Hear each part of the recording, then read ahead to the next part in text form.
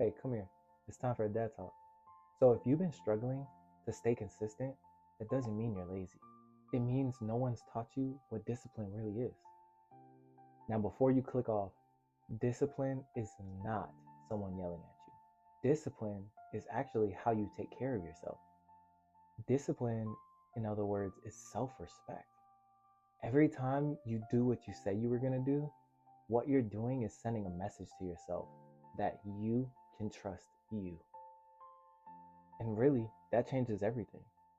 Here's a strong rule to remember: always do the hard thing before the fun thing. Not because life is supposed to be miserable, but because freedom feels better after effort. And you have to understand how the brain works.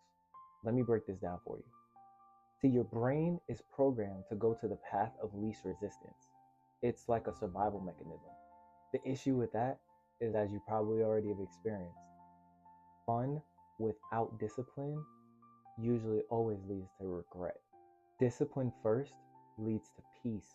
So for instance, as an example, your brain will tell you, we don't ever want to work out. But as you already know, if you don't ever do that, your body is going to break down and not feel so well, right? The reason why it's telling you that is that's going to take too much effort right now, right? So the brain is, again, trying to get you into the path of least resistance. Successful people actually aren't that special. The difference is between a successful person and someone that's struggling to be successful is that they learned how to work even without motivation. They have that internal drive. They show up tired. They show up on the normal days. They show up when they're bored. See, that is what will separate you from everyone else. It's the one word, which is consistency.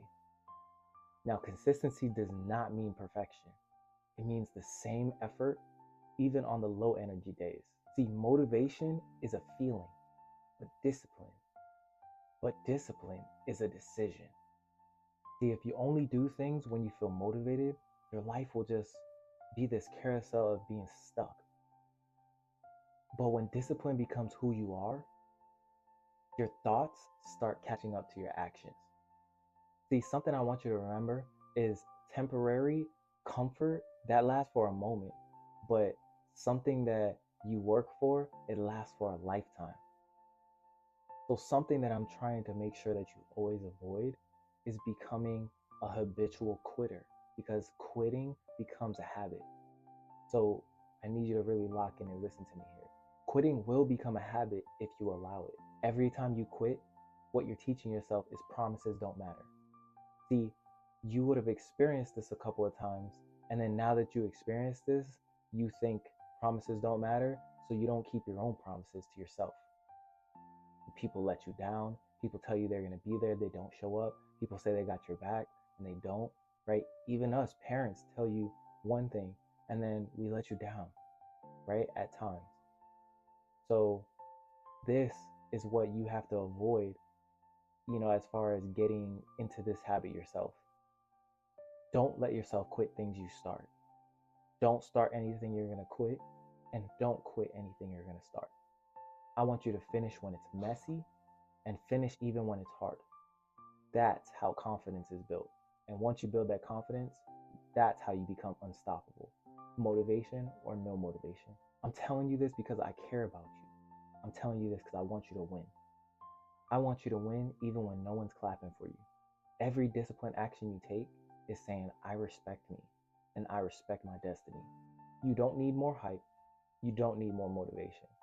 What you need is discipline. What you need is self-respect.